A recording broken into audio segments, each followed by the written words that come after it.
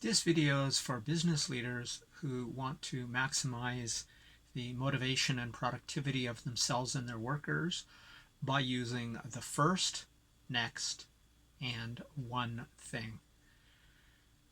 Watch this video to the end where you can get a bonus information about a video which is called Be Ambitious by Habit. It's about the bridge between the principles in this and the principles of motivation and developing excellence.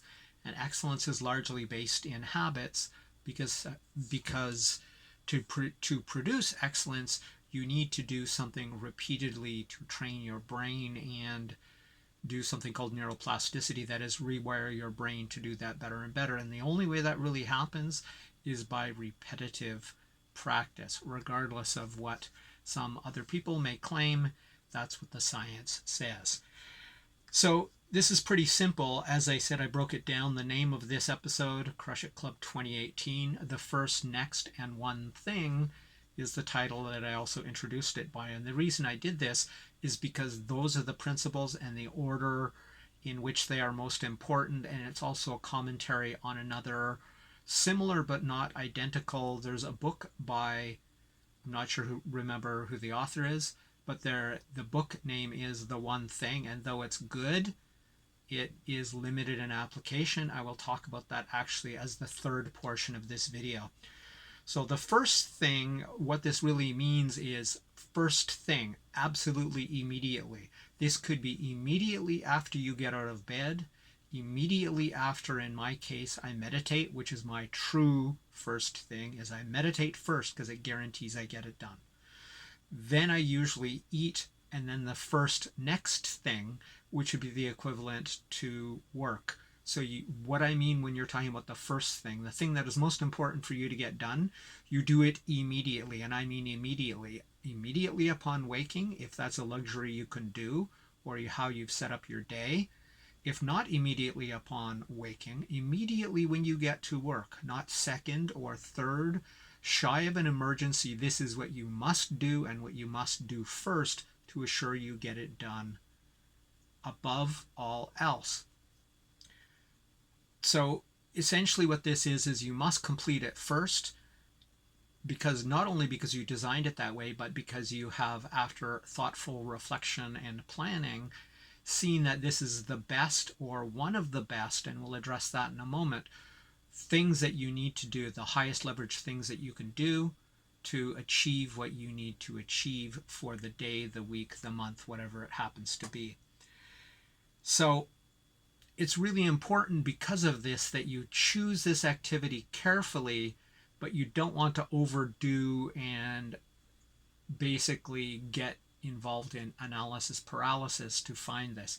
It's really not that hard. It's really clear as long as you know your longer term destinations, goals, visions, missions, whatever you want to call them. And those are actually different. I'm using the definitions that Jim Collins references in his recent update of a book called Beyond Entrepreneurship, and it was called Beyond Entrepreneurship 2.0.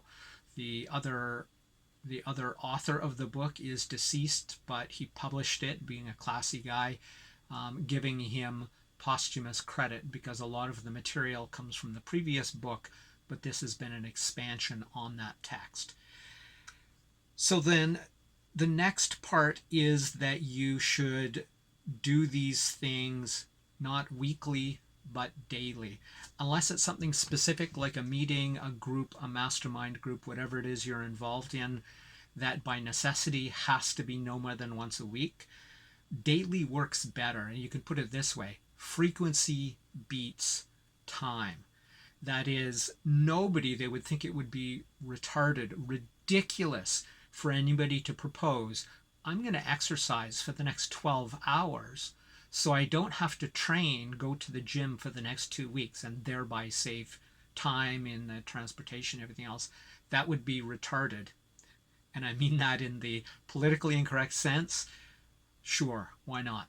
The point is this: it would be ridiculous and nobody would consider it, but people continuously consider saying, I'm going to hit this task hard all day long, when in fact that's counterproductive. especially to your motivation and the way your brain works. So the more frequently you do something, the better it is. Not the more time you do it. You can do more time by doing it for longer every day. And when I say every day, what I really mean is either every single day, which is ideal, or every weekday. Either one works, but you do it every day or every weekday for a short period of time for a total target time is far superior, and that's mostly based on something called plasticity. That is, you're giving your brain frequent and repeated practice. If you wonder if this is valid, ask yourself, how often do you speak? I'm also a language teacher, so when I'm teaching my Japanese students, I say to them, how often do you practice Japanese? And they say never. It's like, well, really? You never speak Japanese? Oh, speak Japanese every day. Are you good at it? Mochiron, which is the Japanese word for of course. Well, the reason you're good at it, the causal production of excellence, is daily practice. So my point I'm trying to drive home to them, and I'm trying to drive home to you, is that doing anything every day for a shorter time is far superior to an equal time once a week, because of the fact that it rewires your brain. You're repeating it frequently. That will make it not only form towards a habit, but also do that rewiring, that neuroplastic changing of connections in your brain and strengthening networks that you want to strengthen. And there's so many reasons to do that, which I probably won't have time to get into today. So that's the first thing. The next thing is that you want to do whatever you're doing with 100% focus. Multitasking is horseshit. If you believe it, I'm sorry, the science says no. The science says insistently no, and maybe I'll put some stuff in the description to help you sort of verify that for yourself. Don't believe me? Check. I want people to think for themselves. But so what you do is you do that task, whatever it is, for a set period of time, every single day or every week daily. Then you do the next thing, which is the next section of this video. So the next thing, and all you need to know, and it's the minimum but also the maximum you need to know, is when I finish this task, you've already settled on what the next thing is. If you haven't, you can, and it's not that hard, but in particular you should focus 100% on what you're doing now, not even thinking about the next thing. And soon as the task you're doing now is finished, you know the next thing you need to do, and that's all you need to know. Of course, this has nothing to do with the unexpected that comes up. That's a given, but we're not talking about that. What we're talking about is building as much control and as much routine into your routine as you can, so that those parts conserve your mental energy, in particular your willpower. So you know what the next thing is. You don't have to think about it. It's like, oh yeah, I know what to do next. That's all you need to know. The next thing, and even the first thing, should always be specific, concrete, and actionable. I talk about this constantly, but there's a good reason for it. Another and very important feature of this next thing, or the first thing, is it must be 100% in your control. There are times where things are less than 100% in your control, but whenever possible, design your day and your actions within the realm of what you can do that is not dependent on anyone or anything else, because then you can do it reliably. If it's something you have to do outside and it's raining and you can't do it in the rain, well, you can't do it. But everything you can control, in a sense, you should control. That is for yourself, for your productivity, and for your motivation. And this gets us to the next part, which is the one thing. As I said, there's a book of this name, and I quite liked it. And it's very similar to my own philosophy, except it falls down terribly on one critical point. And apologies to the author. He can certainly reach out to me if he wants to argue with me or correct my misinterpretation. But in general, I think the one thing is limited and distracting in that it says What you should be focusing on is the one thing that if you do it, it will make everything that follows better, everything that follows easier. The problem with that is often unknowable or leaves you facing 3 or 4, perhaps, probably obvious choices. And then you have to spend time in analysis paralysis, wasting your time on doing something which is not productive, making the choice, rather than something productive. So if you have 3 things you could be doing, look at it, reflect briefly, then choose one and pull the trigger rather than spending the next hour figuring out which is the highest leverage thing.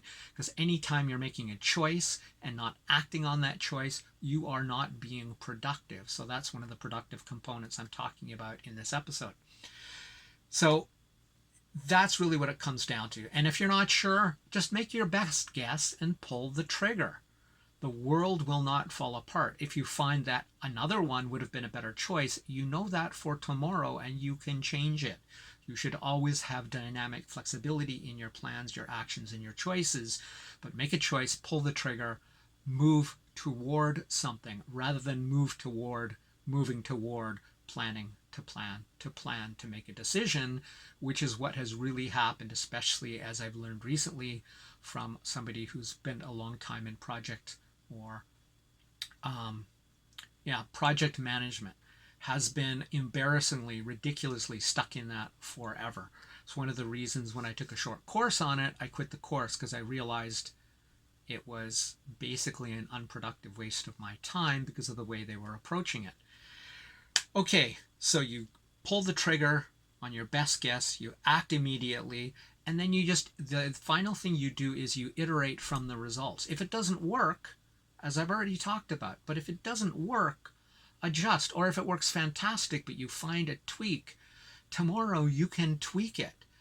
Obviously, you want to look at your results because your results are what matter, but results only come from action, not from planning, not from pondering for hours which of the possible actions would be the very best and help everything else out, which is where the one thing, though a fantastic book I would recommend, falls utterly short on that one critical point.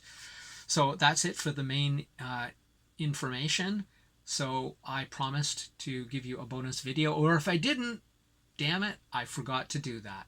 The bonus video is Be Ambitious by Habit. I'll put a link in the description and probably a card right there so that you can go check that out, because essentially what it is the bridge between habits and frequent activity is sort of the golden road to both motivation and productivity, because it's a virtuous cycle. You do something that you do every day, so it's fairly automatic, so it conserves willpower and that kind of mental energy.